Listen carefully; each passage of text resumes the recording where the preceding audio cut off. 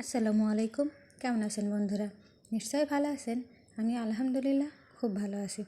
আজকে আবারও একটি খুবই মজার এবং স্বাস্থ্যসম্মত রেসিপি নিয়ে চলে আসলাম।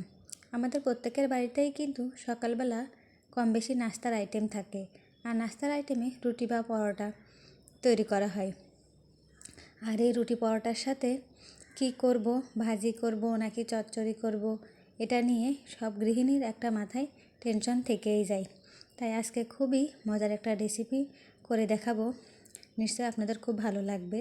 আর যদি ভালো লাগে অবশ্যই লাইক কমেন্ট শেয়ার করবেন এবং আমার চ্যানেলটি সাবস্ক্রাইব করে পাশে থাকবেন।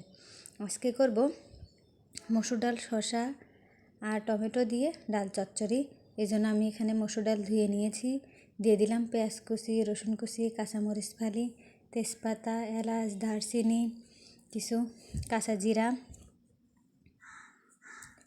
এবার এক এক করে বাকি উপকরণগুলো অ্যাড করে দেব স্বাদ মতো লবণ, হলুদের গুঁড়া, মরিচের গুঁড়া।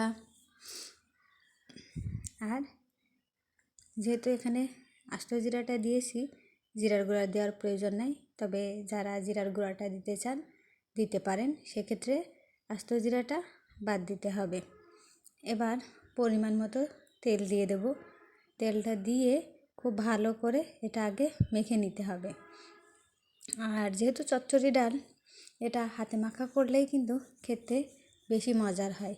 আর এটা রুটি, পরোটা, ভাত সব কিছুর সাথেই এত মজার হয়। যারা খেয়েছেন তারা তো অবশ্যই জানেন, আর যারা খাননি তাদেরকে অনুরোধ করব একবার হলেও এইভাবে এই ডাল চচ্চড়িটা ট্রাই করতে। এবার আমি আগে থেকে শসা আর টমেটোটা কেটে রেখেছিলাম, সেই শসা আর টমেটোটাও দিয়ে এবার খুব ভালো করে সব কিছু একত্রে মেখে নেব। মাখানোটা যত ভালো হবে এটা স্বাদটাও কিন্তু ততটাই মজার আসবে।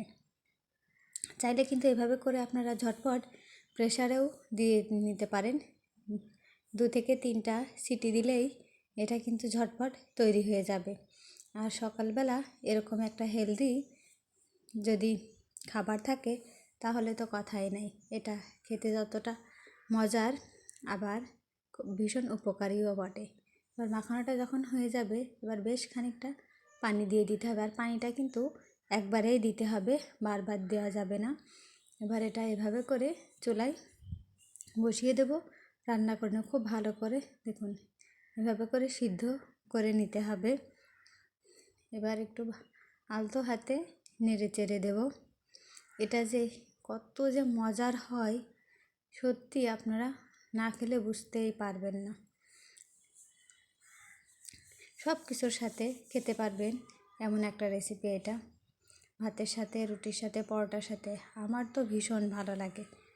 এবার উপর থেকে একটু ভাজা জিরার গুঁড়া দিয়ে দিলাম। এটা দিলে বেশ মজার হয়। আবার অনেকে চাইলে এটা বাগারও দিতে পারেন রসুন কাঁচামরিচ দিয়ে, তবে আজকে আমি বাগারটা দিব না, এমনিতে এটা খাবো। কারণ এটা এমনিতেও খেতেও কিন্তু বেশ মজার হয়, বাগার দিলেও খেতে আরও ভালো লাগে। তবে আজকে আমি শুধুমাত্র এভাবে করে হাতে মেখেই এই চচ্চড়িটা করব। দেখুন আমার কিন্তু হয়ে গেছে, খাওয়ার জন্য একদম রেডি। আর এটা যে কি ভীষণ মজার হয়েছিল কি বলবো আপনাদের।